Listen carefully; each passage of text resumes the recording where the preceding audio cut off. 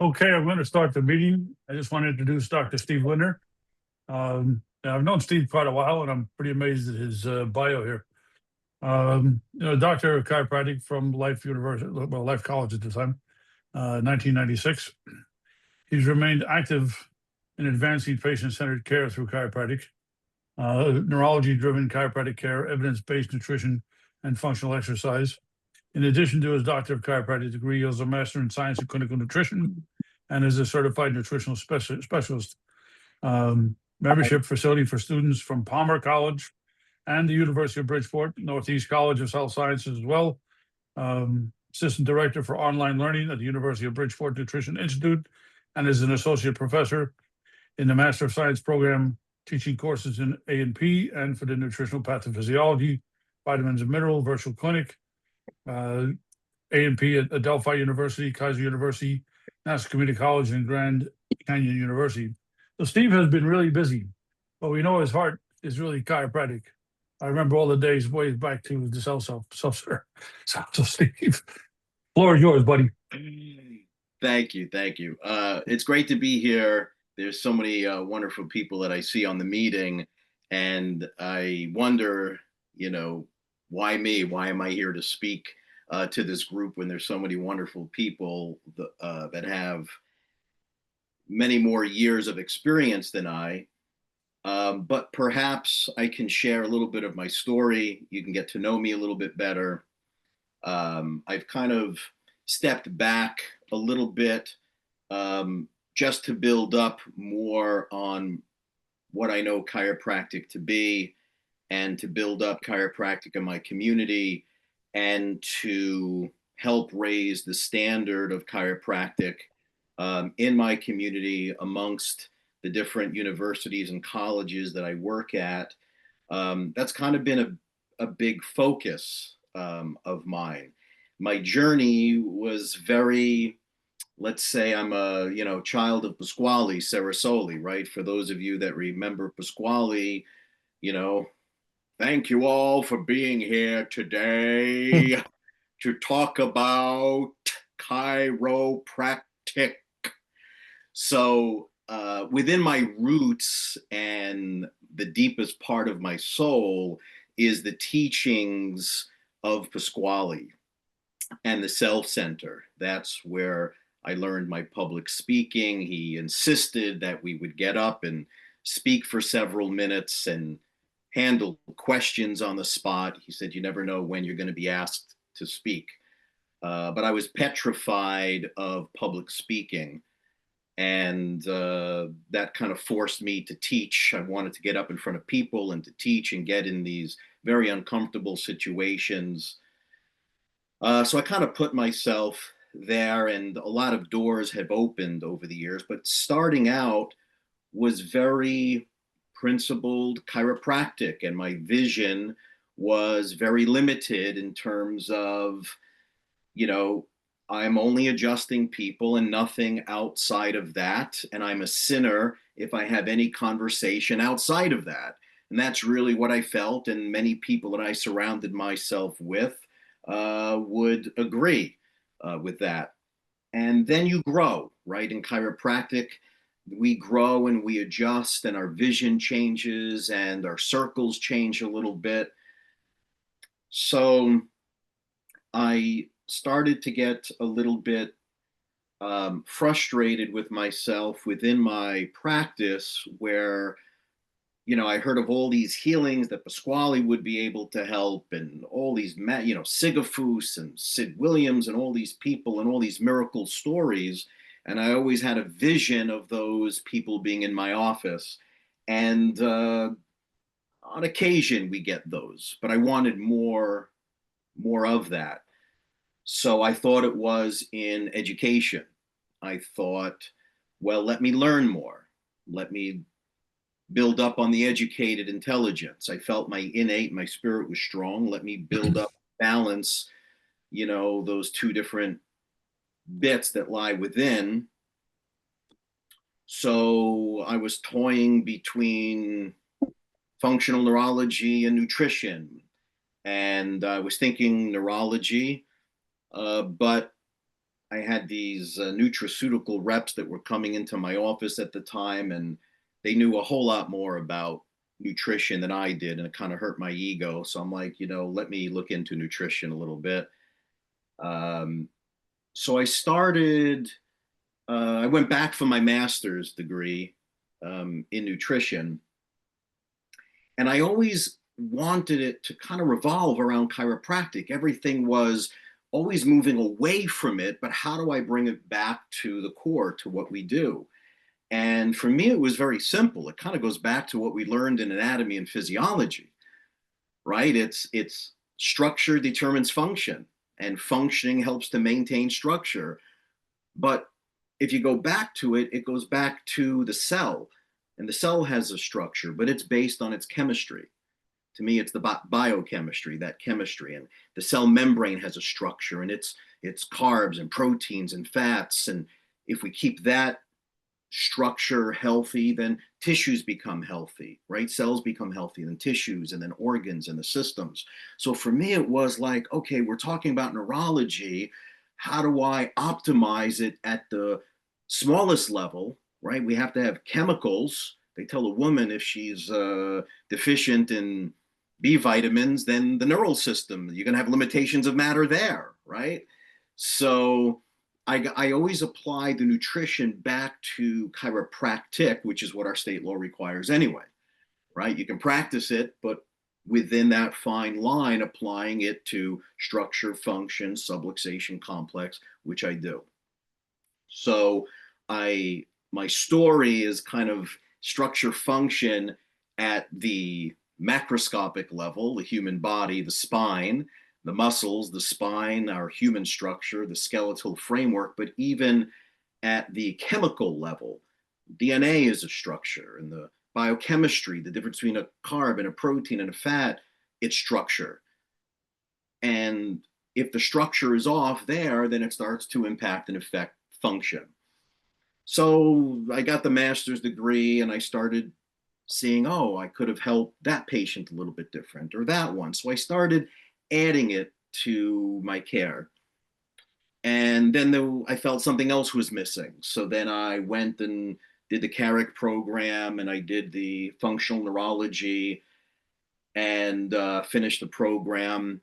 And there's many different ways you can go in that program as well. But I wanted to focus on it chiropractically. I did not want to become, a board certified this, that, or the other, and, treat Parkinson's and treat coma, concussions. I didn't want to do that. I wanted to apply it to the art of the adjustment and to the art of balancing out the neurology. And this is what we tell our people, right? We tell our people that we optimize human function.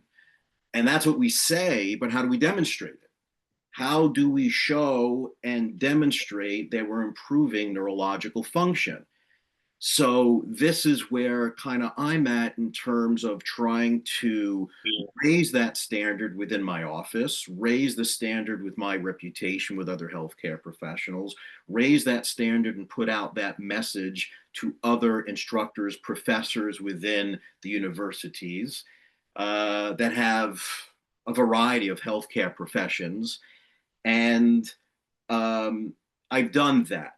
I feel quite satisfied and happy in getting recognition from these universities and schools about the presence of Lindner there and the influence that we're having on future healthcare providers, some in chiropractic and most outside of chiropractic, which I like because it helps them understand that their professor and instructor was really bright, really intelligent, and communicated information about neurology and about all the systems, and still be able to get chiropractic out to them.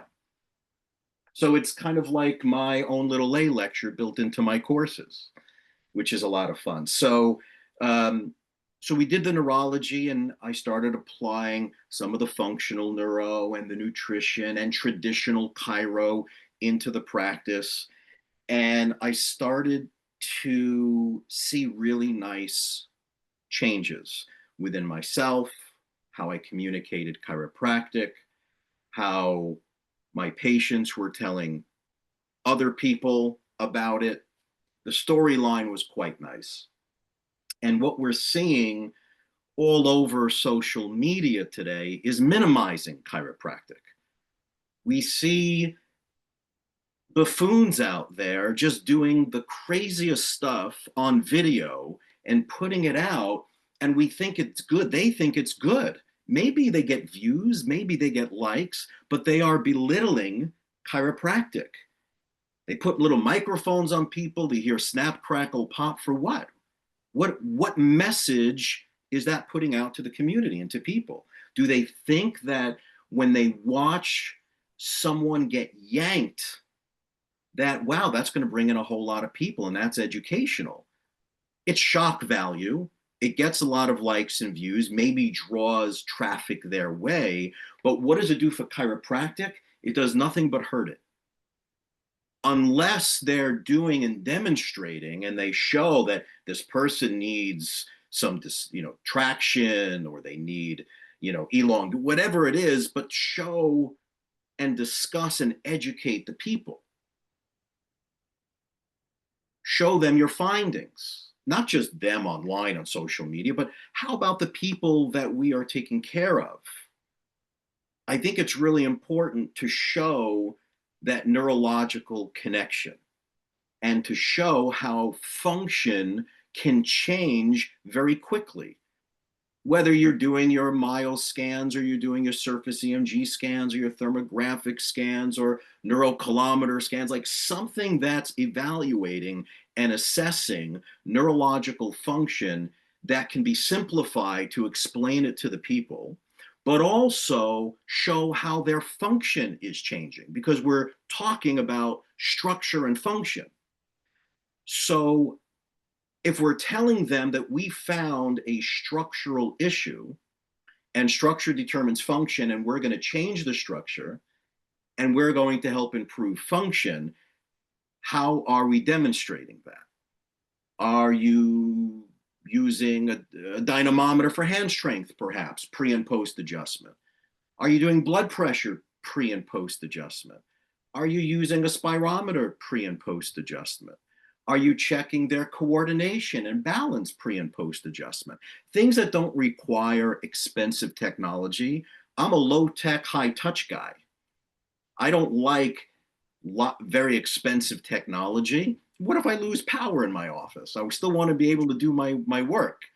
So, but I really love demonstrating and showing how within a very short period of time, we can find the problem, make a correction, and we can show that it changed. And if there's someone else in the room, like a family member, and you can show them, even better. But it should always be educational. It should always be, are they walking away with information in a tangible way that they can explain it to others? And that's how the practice multiplies and duplicates, right? And grows and grows and grows. My practice, I started out the first 10 years. I'll be starting my 30th year.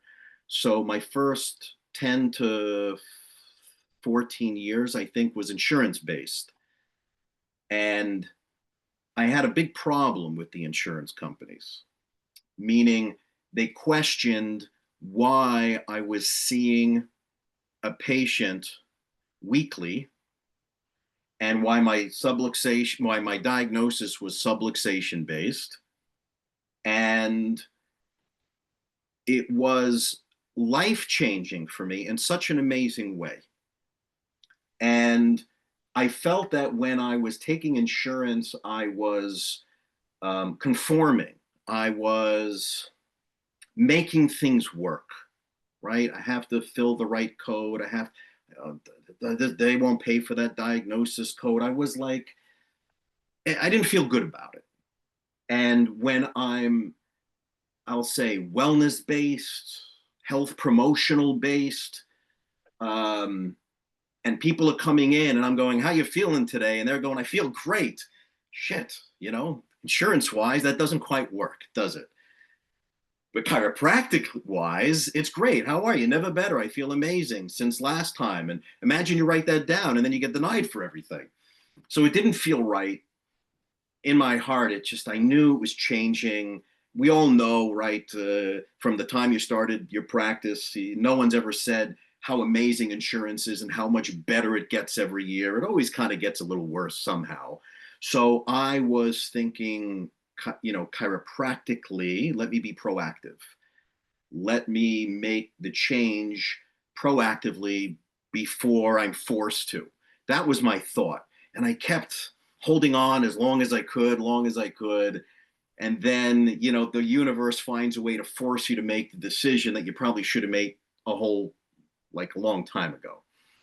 So I get this thing from Aetna, a post-payment audit going back for 2 years. And this is 16, 17 years ago, easily. And they want to do a post-payment audit.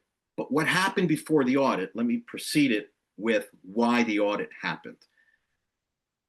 I hurt the feelings of a fellow chiropractor. That's what happened. And it was one that was working for the insurance company. And what had happened was I'm taking care of this young lady's family, mom and dad.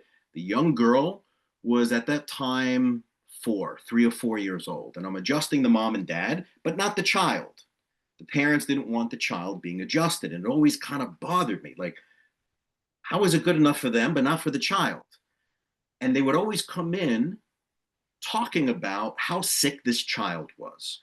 Gastrointestinal stuff, surgeries within the first few days of life, and distorted and convoluted intestines, and how they had to do all of these procedures, spent $250,000 by the time the child was 4.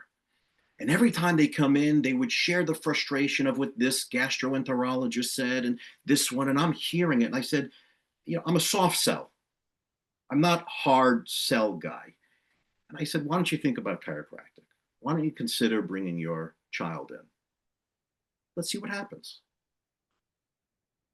Quiet, crickets, nothing. A few more weeks go by, the parents still come in, but not the child. And they start complaining again about everything that's going wrong with this individual. Her name was Sabrina. So the soft sell guy got a little bit frustrated, and I grabbed the mom by her shoulders with firm fingertips, firm, like loving firm. And I said, I can't take care of you anymore. I'm sorry. I said, I can't hear the story about your little one when you guys are coming in, getting the benefits, and she's not.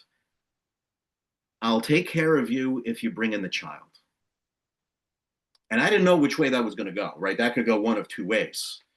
But it was coming from my heart. It wasn't coming from a manipulative place. It wasn't the Sigafus model, which is I only take care of families, it's all or none. It wasn't coming from that, because that's not in my heart either. So they came back and they brought the child. And I adjusted her and she got better. And she got perfect attendance for the first time in her life, never got sick again. You know the story. We've all had these miracles happen. This was the first amazing miracle story that I was excited about and I could share.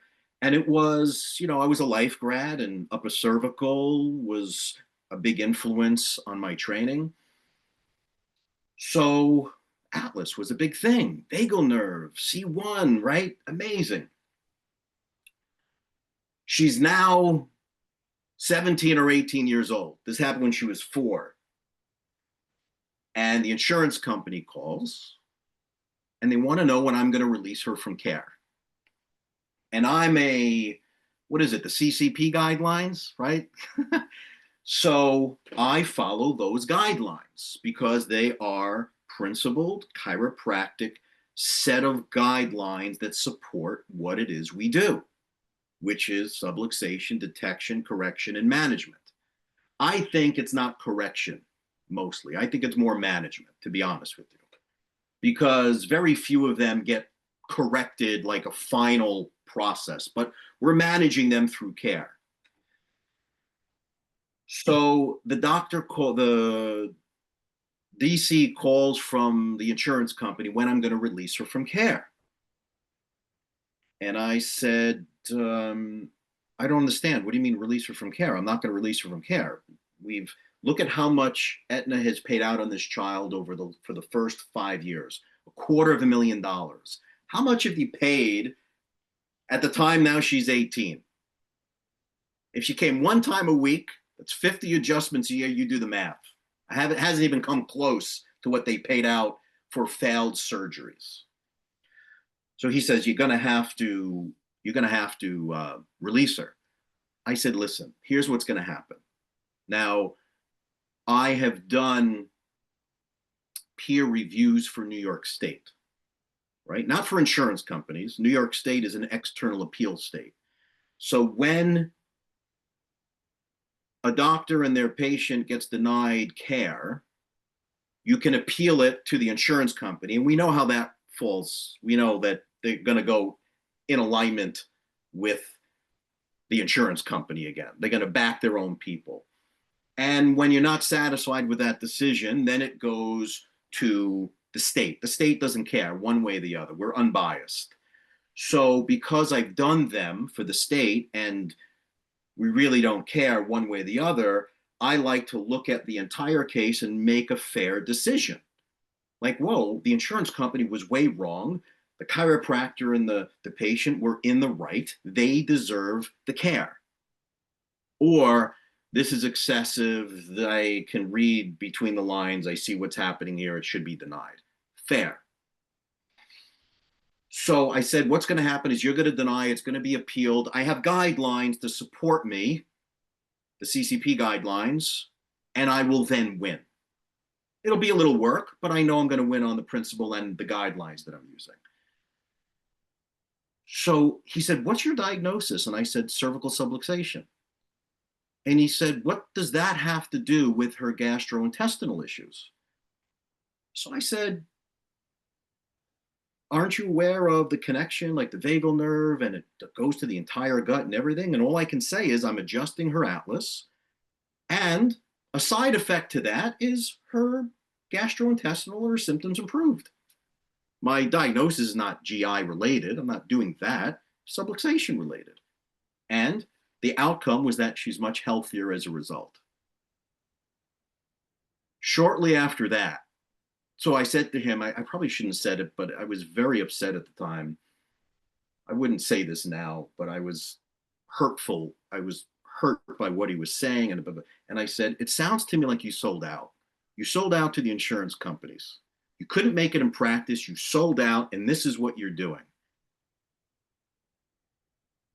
That was it. 2 weeks later, I get something from Aetna. They want to do an audit on all of my files going back for 2 years. Holy shit, how much sleep did I lose? How much sleep would you've lost, right? They want, it's not a lot, but it probably came out to like 50 grand, 60 grand going back for 2 years. They wanted to review, I think it was 10 patients going back.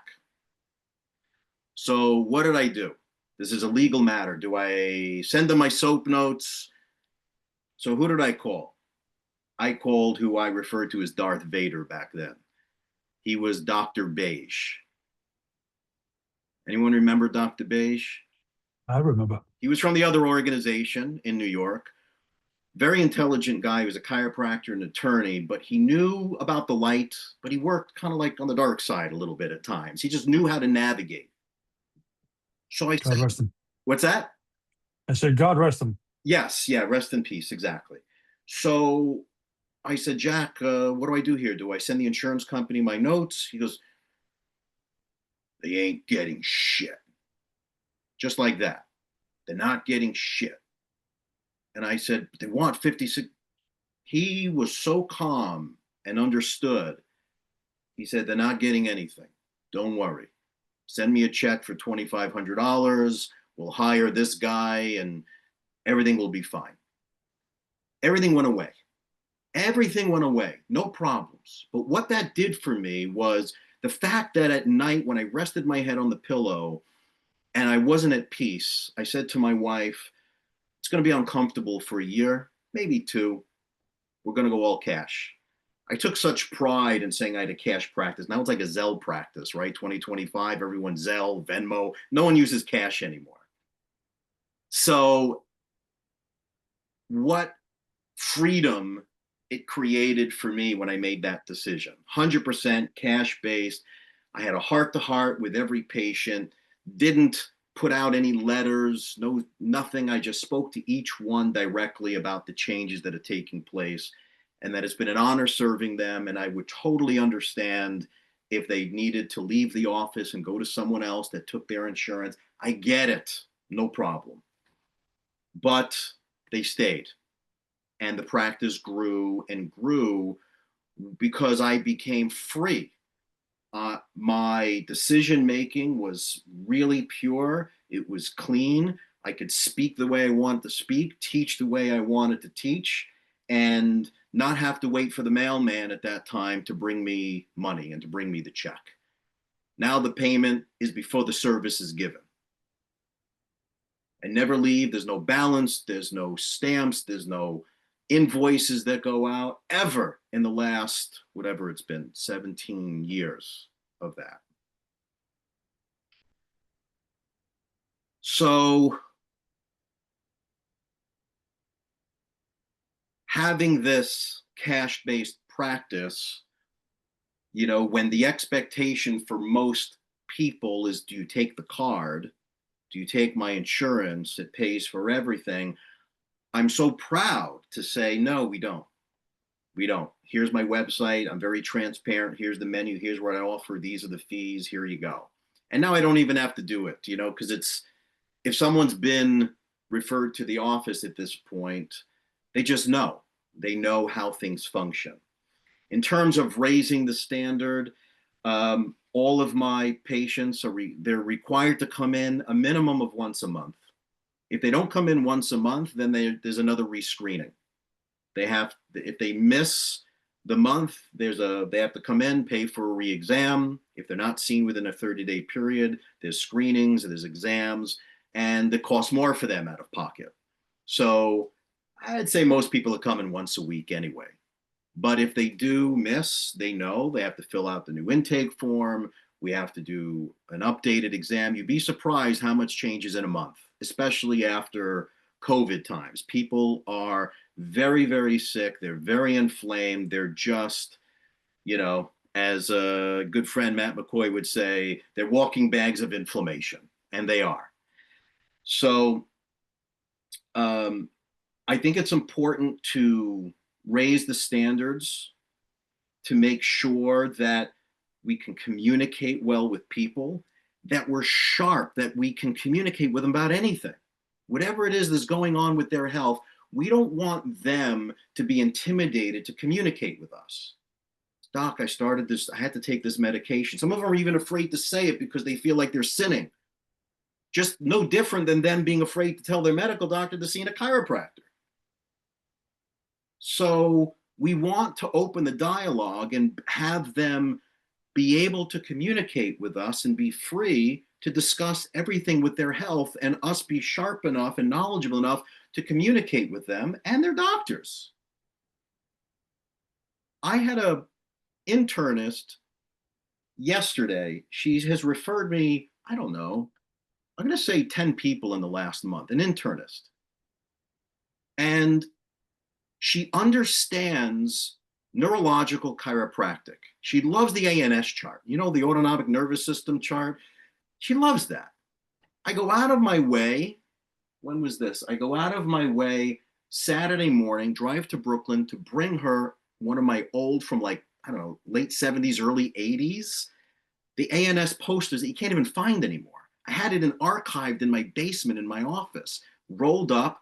I brought it to her office with some pens and some cards. Her eyes lit up because the conversation I had with her is, could you please send me some of those ANS charts? I have it on paper and on color, and I give it to the patients, and I circle the levels that we took care of and what it controls in the body. So I said to her, this day, like these days, sometimes you could just send the patient a link, right? And the link has like the video or an interactive chart. She goes, no, I like it old school. I like to be able to point and show them. So I was like, I love that. I love that she wanted this old school approach. So I bring her the poster, I drop it off. It's literally 5 minutes. I come home, and on the way home, she's calling me already. She said, I want to send you this patient who's losing blood, and I don't know where. That's what she said. I don't know. She's losing blood. Her iron is so low. She has all these health problems. And I just know that you can help fix it. And that's the reputation that I think we all should have, that when they have these impossible cases, who are they going to send them to? They don't know what to do. But because, I guess my point is, with all the educated stuff that I did, I know that maybe that prepped me a little bit. It still comes back to the innate intelligence. It still comes back to the power that made the body heals the body. And that's what we get to work with. And simply by clearing up and making these subtle adjustments with this knowing that we get to work with this awesomeness, the power that made the body heals the body, that we're working with this awesomeness, just knowing that they know that they're going to get better. The doctor, the internist knows. And when the internist says, I need to send you to Lindner because he's going to get you well, they're not coming in doubting chiropractic. They know that it's the gold standard. Medicine can't help them. We're not in competition with them. But that was the first line of approach that they went, and they're jammed. So what now? So they come to the chiropractor's office. And right from the get-go, everything's different than what they're expecting it to be.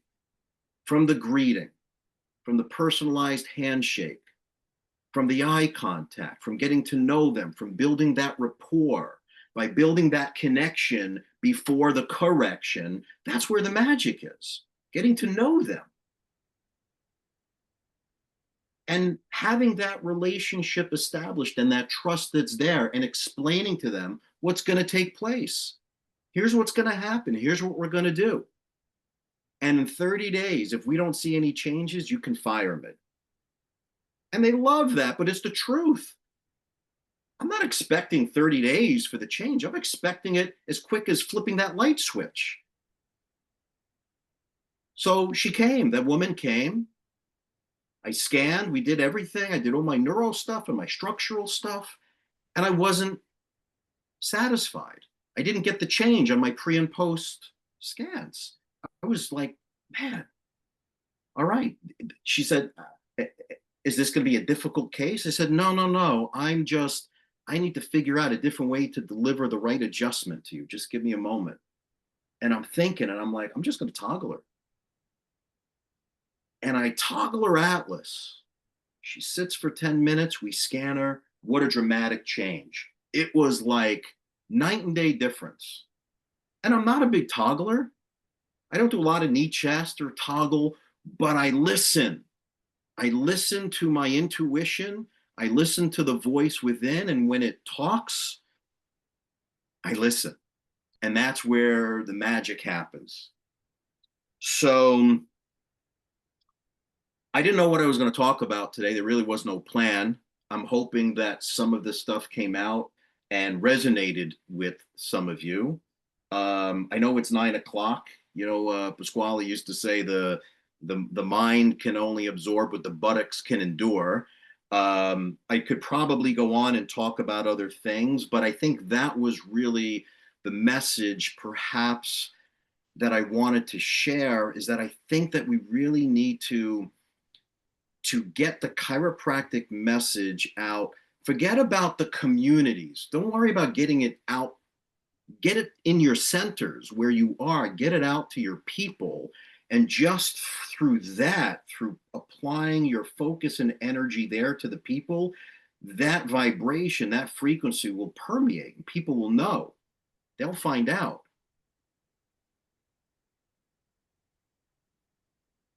But make sure that they leave not just, hey, how are you today? How are you feeling and how are you functioning? I think those are really important questions. Not just how are you feeling today, but how are you feeling and how are you functioning? What does he mean by that? Functioning. Well, how are you functioning? How are you thinking? How are your thoughts? How are your bowel movements? How is your exercise? How is your digestion? How are your relationships?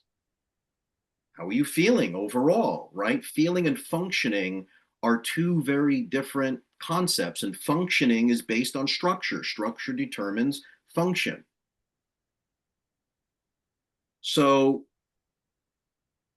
let's think about what we could do differently or what we can do. We forget sometimes we've been doing it for so long that sometimes we end up going through the motions sometimes.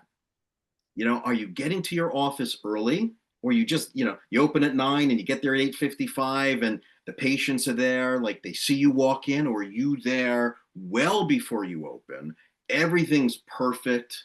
The music is on, the lighting is right, the table is right. You got your educational material that's out there. You have your models out that are on your table. You got your spine there. You've got your brain there. You got your subluxation demonstrator there. You got your posters there. You've got the tools, all your tools.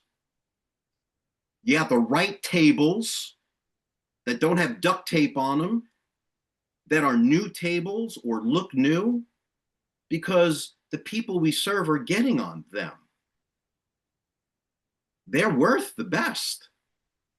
Make sure you have a variety of equipment so you don't know who's coming in, that you got the right tools to help them. Sometimes you need an activator. Sometimes you need an arthostim. Sometimes you need a toggle. Sometimes you need a traction table. Sometimes you need a high-low for the person that doesn't have the upper body strength. Do you have a variety of ways to serve the people that are coming in? Because if you don't, then the universe restricts what the universe will send you. So have it all. So I think that's my message. Steve, I got to tell you, Yeah. we usually have a Band of Brothers meeting, and you wonderfully turn it into a self-centered meeting. It was absolutely amazing. I'm going to ask everybody to unmute because this was a really special presentation tonight. Please unmute yourselves and share a little love to our brother, Steve. Thanks, Steve. Dave, I just want to say, man, that is an amazing story. You're a shining beacon of chiropractic, and I'm glad you're in my community. Thanks for the presentation. Thanks, Brian. Always a pleasure, brother. Long time no see, Steve. Who's that? I'm trying to see. Tony Carino. Oh, hey. How are you, bud? And Excellent tonight. We have a young man here also, somewhere in the middle there, David Madison. He's a student. I think I wrote him his letter of recommendation. I'd like to congratulate him. I planted the seed in him a long time ago, many years ago. And he sat in one of my anatomy and physiology courses at Nassau Community College, and he did express interest in chiropractic many years ago. But, life in the universe works in many mysterious ways. Took a different path into the medical realm, into nursing. And the universe found a way after many years of being a nurse. I was happy to receive a message from him if I would write him a letter of recommendation. And he just started Northeast up the block from my office in Levittown. So I'm happy to see that I sent him the link. I said, if you'd like to learn from, many experienced chiropractors here, the best of the best, the Band of the Brothers. So I'm happy to introduce. Welcome, David. Welcome aboard, Welcome. David. Thank you so much, and Steve, thank you so much for the invite. Yeah, today was the first day of classes at Northeast, and as Stephen mentioned, I went into OR nursing, and for the past 10 years, I've been working with surgeries, doing spine, neuro, orthopedics, and pain management. But I'm really happy to do this transition because now I can actually go into a profession where I'm taking my time with one patient at a time instead of just rushing through as many surgeries as you can throughout the day, which I understand how surgery centers work, but I couldn't be more ecstatic. Like Stephen mentioned, he planted a seed in so many ways, as my chiropractor, as my professor, as someone I've known growing up. And so I'm ecstatic about today finally being in, having the guts. I'm a single happy dad of two beautiful boys, ages 5 and 3, and my boys also gave me the guts to, the confidence to just get rid of all my excuses. Pretty much my boys, and then if Steve was my third son, or if I was his fourth kid, Well, you things know. like this, David, are going to be very important to stay connected with, because school, you can get lost along the way and lose the vision of things. So I found it, reflecting back, very important. When I was in school, we used to go to these meetings in Georgia, DE, with Sid Williams, and that hearing these amazing chiropractors on stage with a super enthusiastic message and a vision that was like incredible was so important, because it seemed so far away Right. from school, but the end goal was tangible. How you doing, Gary? How's everything? Good to see you, Gary. Great, brother. Hey, welcome, David and Thank you. Steve. You never know how far reaching, brother, right? Really brilliant stuff. I wouldn't expect anything less from you. Always love hearing from you, and proud to call you my brother. Thanks for sharing. Thanks, Gary. Can I add one thing, Stephen? You said some really important things about what's been going on social media, and people pushing, or showing chiropractic perhaps for the wrong reasons. But I understand what you mean. It's pretty much coming off like you are putting in this effort to keep chiropractic authentic, so that it doesn't get, I guess, lost in translation with all the efforts of sound bites and you name it. But I really appreciate. I mean, it's so many years that you're not just working and speaking from your heart, but here you are all these years later, still sending the message that it's necessary for chiropractic to stay authentic. And so I just wanted to let you know I hear that message of yours loud and clear. Yes, I think the authenticity is very important. That's why I went back for my master's in nutrition. Was I knew that nutrition within chiropractic was limited, and it needed to stay within the musculoskeletal system. And when I went back for my master's and my CNS, it was allowing me to put on two different hats at certain times, right? One, chiropractic and nutrition related to chiropractic. But then there are things that the state does not allow us to manage and treat. And I don't want to put my license on the line when I'm having certain discussions. So, I make sure that I keep them separate and distinct, right? I think that there is acceptable, unless the law changes and things change, then it's a different story. But as it is now, you have to be very, very careful with nutritional advice, because it has to be within the scope of chiropractic. So although you may have someone maybe with metabolic syndrome, well, the law is pretty clear, right? We can't treat endocrine imbalances. We can't treat infectious disease. We can't treat cardiovascular issues. Can't. I mean, you could be creative, perhaps, in your dialogue and say, well, I was choosing to monitor their hemoglobin A1C and their blood sugar because I know the neuron can't function optimally with off balance blood sugar, and the neural cells come together to make up the neural system. And if the cell is distorted, then that can create subluxation complex. Like you got to get deep and really certain for that. And I didn't want to do that. I didn't want to have to just do that. So yeah, separate and kind of distinct. But I think the love and the passion for me is chiropractic, structure function, neuro based, being able to demonstrate the changes that they have experienced. I think that's important. Showing them, on a chart. I have one of those, I forget the company that makes it, but they're adhesive on the wall, but it's the ANS chart. So I could draw on it with like a dry erase marker and show them the segments and then what they control. But also not just directly, right? We understand that you can have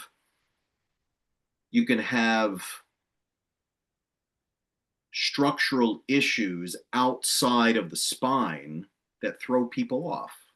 Right? Someone can have a shoulder issue or a knee issue or a foot issue. And because it's been so dysfunctional for so many years, you think of all the distorted messages, all that sensory input that's coming up into the brain in a very distorted way. And then we wonder why they're acting in such distorted, dysfunctional ways. So if we can help them understand that we're going to try and alter their structure so that all the input into the neurology comes in a cleaner way, then the output becomes cleaner, and cleaner output goes to muscles, cleaner output goes to organs, and the body restores homeostasis and balance. Steve, part of your journey watching it over the years too was not only to increase benefit that chiropractic had because you were showing them brighter light on it, but it was also for your own level of certainty. And that's what came through today. And that's what you're sharing here. This level of certainty about what chiropractic is and is not, and why you have to do other stuff and how that complements stuff. But I thank you very much for coming on tonight. I don't want to keep everybody too late. Thank you all for coming on. From the bottom of my heart, buddy, love you a lot. All right. Everybody have a great night. Thank you, Steve. Thanks, Thanks, Steve. Steve. See you soon, everyone. Be well.